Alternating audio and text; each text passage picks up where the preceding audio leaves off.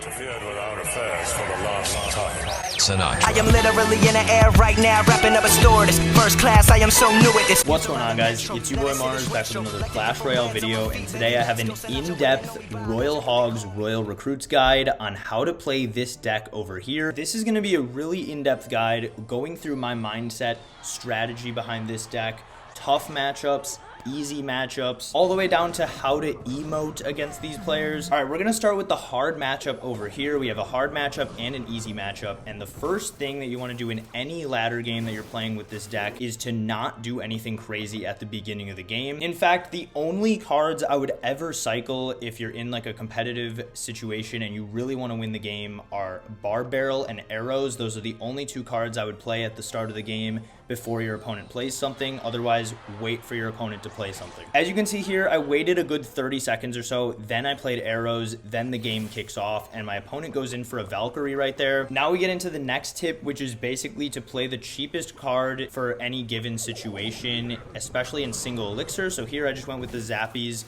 that I know are going to counter the Valk right there. Don't always just play your cheapest card. That, of course, is not how you want to play the game, but for the given situation, play the cheap option that you know will counter what they just played. Now we get into an early game punish situation. I notice my opponent goes for that Bar Barrel, and then he quickly drops a Baby Dragon, and right after he poisons that. So he just dropped 10 elixir pretty quickly, so I decided to go with 7 elixir on the right, finishing off his Bar Barrel, keeping my Zappy alive, and going Royal Hogs right there. I also decided to arrow the skeletons, and he went in for a tornado, so we ended up pretty even on elixir. But if you take a look at that right tower, I got a good early game punish right there for about a third of his tower.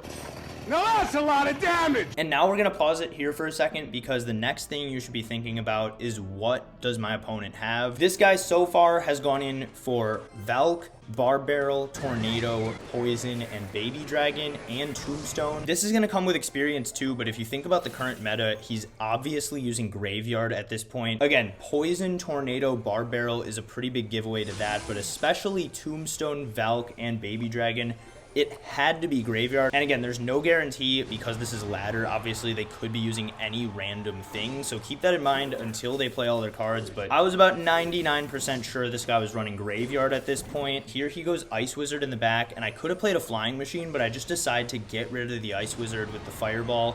There's not a lot of things I can Fireball in his deck, so I just decided to take that Fireball on the Ice Wizard. And now I do decide to cycle the Flying Machine there to defend the Baby Dragon. I'm expecting him to poison here, and he did, so I went in for Royal Hogs because he just dropped the 4 elixir on the poison. I was waiting with my arrows here on the Tombstone, and this push was pretty aggressive on my part. So an important tip here is that if you really know that they're going to go in, get ready to all-out defend. I dropped Zappies, Recruits right away to make sure I had the Graveyard covered up. Then I got that Bar Barrel out in front there to cover up the Valk.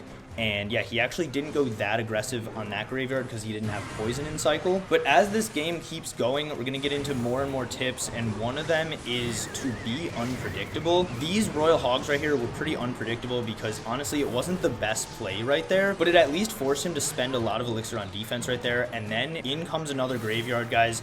You want to save your Bar Barrels for the Graveyard because it rolls through like a log to clear out a bunch of skeletons, and then the Barb stays there and helps defend them and at least soak up some hits at the very least. And yeah, that's what I was doing, guys. I go in with really good arrows here to get rid of the Ice Wizard and the Tombstone, and we're chipping away here even though this guy has a pretty easy matchup to defend. After I go in for this Gob Cage, I was kind of expecting him to go in for another Graveyard, so I was holding the Recruits there, but the Zappies are what you want to cycle in the back most of the time to avoid leaking elixir.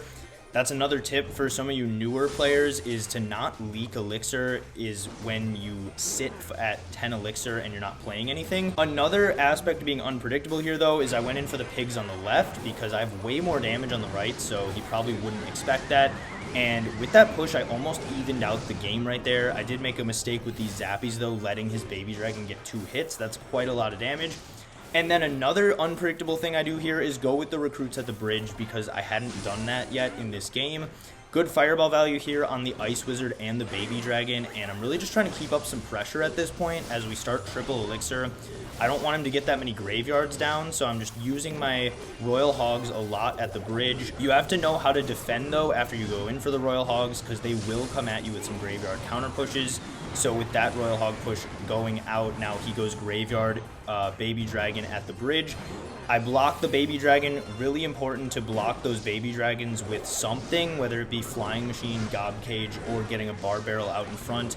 But again, I'm keeping up the aggression with the Royal Hogs, getting a lot of damage on both of his towers. That's another tip for this deck, is keep both towers in play. You don't want to obviously be going for one tower with the Royal Hogs. And at this point, I just set up Zappy's Recruits because it's triple elixir. I have plenty of elixir to do that. He does not hit my tower with that poison, and that ended up to make a pretty big difference in this game because it was kind of his matchup. But at the very end here, I do get some arrow damage, taking him down to 781, and I was able to win there on tiebreaker. Take a look at that. I was able to do more damage on both of his towers than he was to only one of mine because I played aggressively, unpredictably, but still played the best defense I possibly could. All right, I know that was a lot of tips very quickly, so definitely rewind if you missed any of that, but we're gonna get right into the next matchup here. And this is one of the easiest matchups with this deck, but you still have to be able to play it right. And as you'll see in a second, this is going to end up to be a log bait matchup. So let's talk about what happens right off the bat here, because it's very important. I fireball the Goblin Barrel, even though that's a -1 trade, and you notice a couple things right away. This guy's emoting a lot at the beginning of the game. He's also a level 13, so I figured he knew what he was doing because he's a lower level than me at my trophy level. But a couple things I want to say here early in this game, just kind of watch how I'm playing. Again, Flying Machine was a cheap option that I knew would counter the Princess. I go with quick arrows to get rid of the Dark Gob right away. But again, guys, I noticed he emoted right away in the game, and you'll see him keep doing that throughout the game. In my opinion, there's two ways to play these bming players. And the first one is to simply mute them. That's always a good option. I've seen B-Rad do that in a lot of his streams and his videos to remove distractions. So you can definitely mute them if you want, but if you want to go along with their BMing, you can feel free to do it. But you have to BM just as much as they are and really stay on top of like when they're BMing and why they're using their emotes. We've gotten through some of the boring part of this game, but I want you guys to notice this play right here after he logs right there.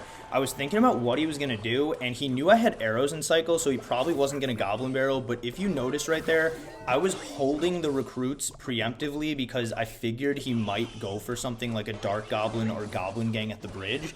And sure enough, we were able to block that Dark Goblin and then make him spend 6 more elixir defending these recruits. So that actually ended up to be a positive trade for me, and I shut down his damage, and Logbait really wants to get damage in single elixir. But now, as you see, guys, he's clapping sarcastically there, and at this point, I don't actually emote, but he keeps clapping sarcastically. So after I counter this Goblin Barrel, I decide to BM him back a little bit, and this is when I feel like he started to get a little bit discouraged and started to rush his plays. Again, I could have played the Goblin Cage here, but I decided to get rid of the Dark Gob right away with the Fireball. Using a spell first is usually the better play against Logbait, and I just decide to block here with a Goblin Cage, waiting for that Princess so I can arrow it right away, and we still have the Barb Barrel for the Goblin Barrel. This is another reason why I love this deck in the meta, because whenever you face Logbait, you're probably gonna win. Again, they're cycling the Zappies in the back to not leak elixir, going recruits right away. He claps sarcastically again, so I BM him back immediately, and I really think that especially if you have a good matchup, this is the best way to play the emote game. If your opponent's trying to BM you and get in your head and make you mess up, show them that you're willing to play along right with them and you don't really care. If you have an easy matchup, they can just go cry about it. And you are just focused on winning this game, because anything can happen in Clash Royale. I've thrown huge leads in a matter of seconds, and I've also come back from huge deficits in a matter of seconds. And so here we go near the end of the game. As you can see, just using Fireball and arrows to hit their tower non-stop when they have Princesses, Dark Goblins, and Goblin Gangs there.